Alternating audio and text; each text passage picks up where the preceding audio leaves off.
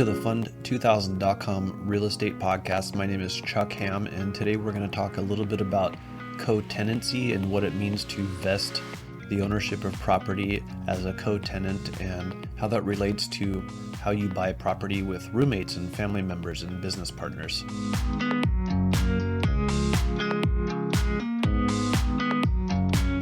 Qualifying for a mortgage is rarely one of those things that you would say is easy to do or is fun to do because there's a lot of documentation, and that's something that we help you with, and that's one reason why we're here for you.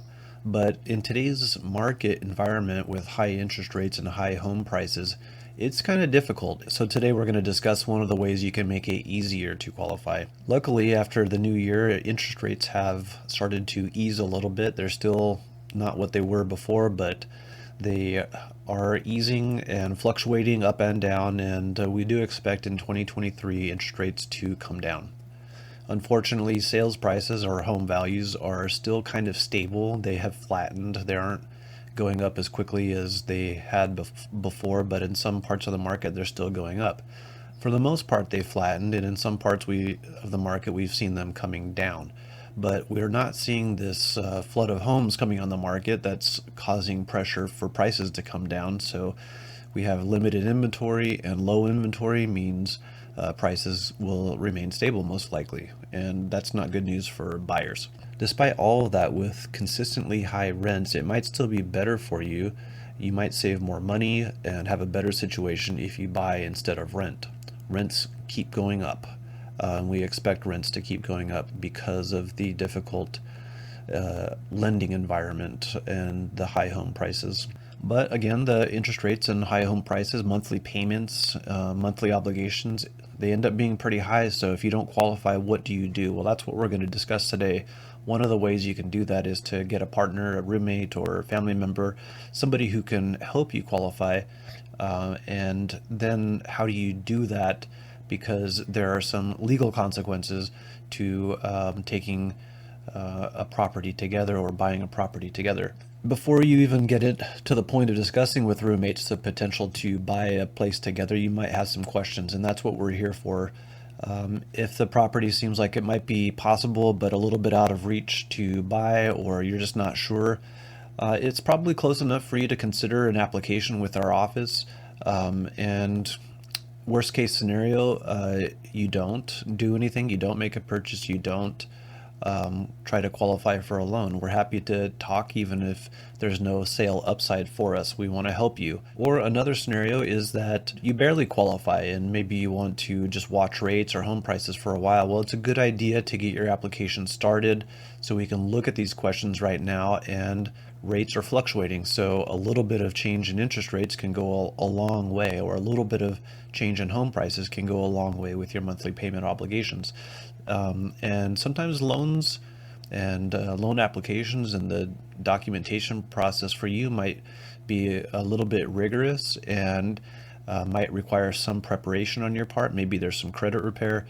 These are questions we want to take care of with plenty of time in advance so that when the property or interest rates become ideal, when the property prices have come down or the interest rates have become ideal for you, you don't want to be stuck trying to do income documentation. You want to be prepared for that scenario in advance. Most people need this free consultation and time to discuss what the lending options are to get fully informed in order to make a good decision and consider all your options. I think it's important for everybody to know that with our office, starting a mortgage loan application is free. You don't even have to start the application. You can, if you want to. You go to our website, fund2000.com, and you can just check rates.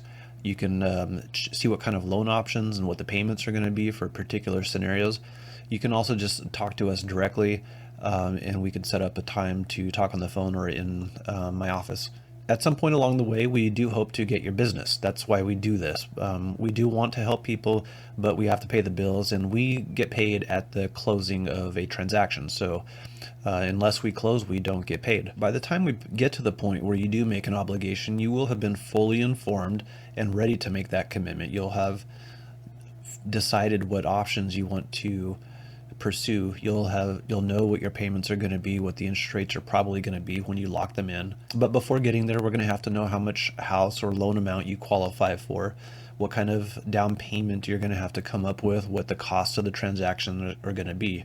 You're going to want to know what your additional monthly obligations are going to be, because there's more than just a mortgage payment. There's going to be probably some kind of insurance requirement. There will be property taxes. You'll also want to know what kind of loan program fits best for you. Maybe you don't have a down payment. So for example, you might need a down payment assistance loan program, and we have those. We have lots of those. If you do have a down payment, then we want to strategize on how to get you the best interest rate and figure out those questions early on. If you're self-employed, we're going to want to get a head start on documenting your income. If you have low credit, then we probably want to do some credit analysis to figure out if there's a way to increase your credit rating, or just take it as is. We can take any borrower's credit score. We have FHA loans and other loan programs, but mostly it's FHA loans that have no FICO credit score requirement. So those are some of the things that we do all up front for you with no cost or obligation. If we have to run a credit report, we usually try to not have you pay for that up front. It's like $40. You can pay for it. You can also just wait to pay for it at the close of the transaction. We do this so that it can be easy for you, to help you, to encourage you to consider this option. We want you to feel like you have some hope here and make it as easy as possible for you so that you do buy a house. We don't use hard sales tactics. We use a consultative sales approach. We don't want our sales pressure to be what makes you choose to make whatever decision you make. We want the information you receive to be the motivating factor for your decisions. So what happens when you go through the pre-qualification process and you realize that you don't have enough income, and you realize you don't have enough income to qualify for the property you want or the property you think you want? Well, now we're going to start talking about co-tenancy. You can get a roommate, a business partner, or a family member, somebody who has some income that can be documented and become a part of the loan. You'll be submitting this application together. Sometimes people think that if you're a co-signer or if you're secondary in some kind of way on the purchase or on the transaction, that there is less to do on the loan. Well, that's not true. Every borrower that ends up on a loan application is going to have to go through the same documentation and underwriting process in order to qualify and in order to be able to use that income. And there are lots of people who do this. Most people know that a married couple, if they have two incomes, they use both incomes, and we do this. We qualify both the parties on both their incomes. Business partners do this all the time as well, and underwriting and documentation of the income it's all the same. Sometimes we use 3 and 4 incomes to qualify a mortgage. In order to qualify a mortgage, you have to document enough income for the property that you're purchasing. If you have a property in mind that seems out of reach, but perhaps you have a roommate or a family member or somebody who can go in on it with you, then we include them. We start with them early in the pre-qualification process. We don't want to get started late. So get them involved in the discussion early. You can bring them to our office. You can include them on our Zoom call or phone call. Each borrower has to go through the same documentation and underwriting process. The debt and income of every single borrower involved on a loan has to become part of the loan application. Different loan programs have different debt to income ratio limits, but for example, FHA loans, which are the easiest to qualify for, have a debt to income ratio of 43%. That includes the housing payment. That 43% is not a hard number if there are some compensating factors. So for example, if you have cash reserves or low expenses, then maybe instead of a 43% debt to income ratio, we can go higher.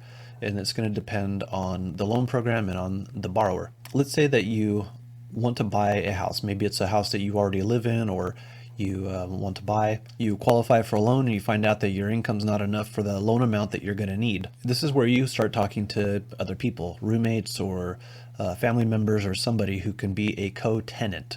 Now, co-tenant it sounds like a roommate, doesn't it? But it's not a roommate. A co-tenant is a way that you classify the ownership of the other person. or both people. A co-tenant can be somebody who lives in the property. It could be somebody who doesn't live in the property. It could be a family member who lives out of state. It could be a co-signer. It could be a business partner. The roommate scenario works out great for a lot of people because they have an interest in the property and they live in the property. It's easy to get money from them, and they usually want to keep the costs low because it's their costs. The thing that doesn't work out so great with roommate situations is that what happens at the end of the roommate relationship. You have to have an exit strategy. People's plans change. You're not always going to want to live in the same place forever, probably.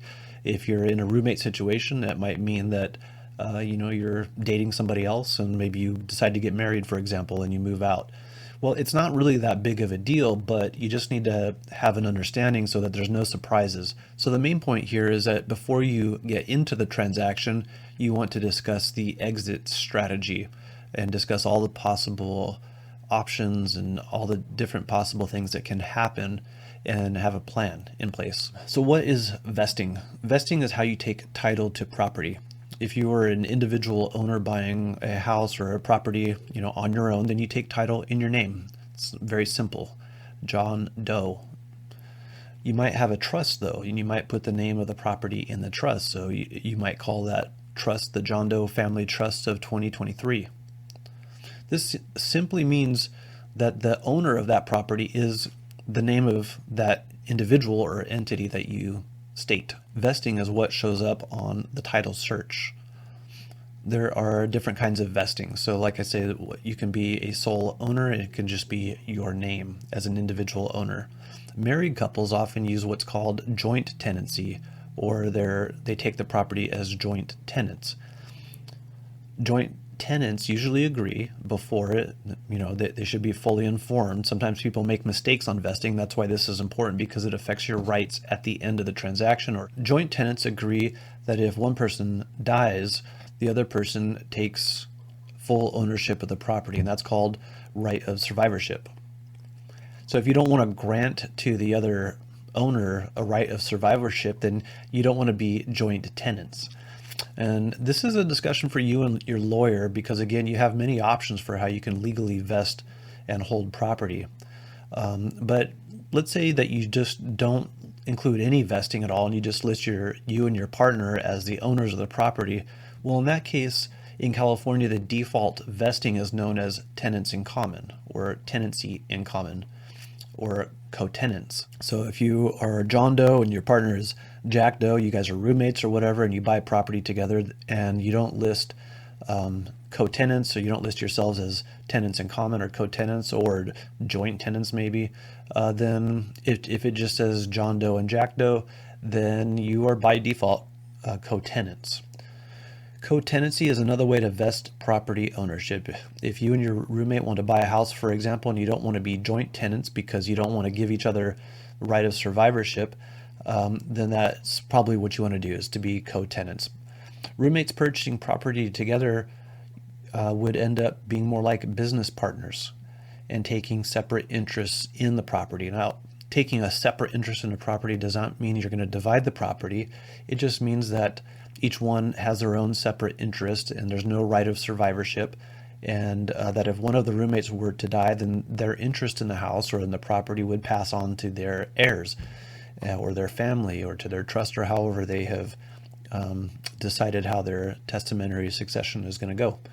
Worst case scenario, it gets probated in the courts. Let's say you don't have a roommate, but you have someone who is willing to invest in property with you and you trust that person.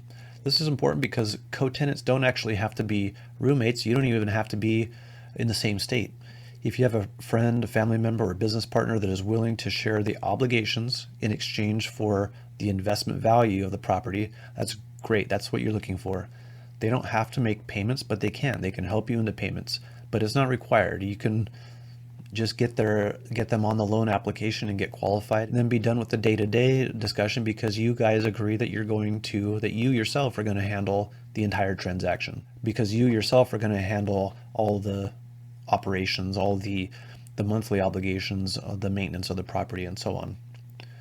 We see this happen quite a bit in our real estate market. It's frequent for somebody to need the help to qualify for a mortgage. But like I say, every borrower will be qualified, documented, and underwritten separately and individually. It is more work for our office, but that's what we do. And we do it because that's what needs to be done, and we're happy to do it. Also, there's one other note here. The sales contract, when you decide to purchase a property, you need to get the lending and financing terms and provisions on the contract properly. And that's why our office is good at this, because we have almost 20 years in sales experience. We understand loans, and we know how to properly state what the loan terms are. We know how to negotiate these terms as well, and also manage the transaction and coordinate with escrow and everybody that's involved with the loan from beginning to end. There are a lot more details to consider, but the main point for today is consider all your options. Don't just decide to not buy property because you don't qualify. Look at all your options. You might have roommates, you might have family members, you might know somebody who might like to buy property, but they don't really want to manage the investment. Well, that's a great situation. If you know somebody like that, get them, start the discussion. We can start the discussion together if you like. Check out our website for lending. It's fund2000.com. That's FUND2000.com. And our sales website is sold2000.com, SOLD2000.com. We do sales and loans all over California. We assist regular people. We assist investors, attorneys and their clients, businesses, and everyone with their sales, leases, loans, court-related transactions like divorce transactions. And we do all kinds of small real estate related services, such as recording documents. No job is too small for our team. We want to help. Reach out anytime. Thanks for listening.